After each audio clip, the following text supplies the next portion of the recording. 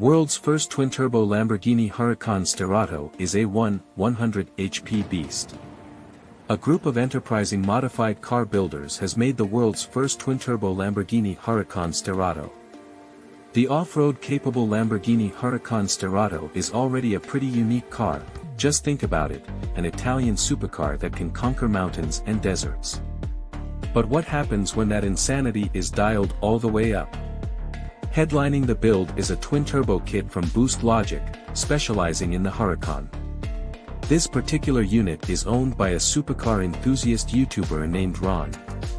Besides the twin-turbo setup, it received upgraded fuel pumps, a titanium exhaust system, a titanium intake, a billet manifold, and new cooling components. That said, the build was far from easy. They had to remove a huge chunk of the interior to get to the car's fuel tanks. Most of its rear end was open to install the twin turbochargers. On the third day of the build, the group took the twin-turbo Sterrato to a nearby dyno shop. On its first dyno pull, it produced around 840 horsepower. That's already around 230 horsepower more compared to the stock. However, the power the car made consistently climbed up to 856 horsepower.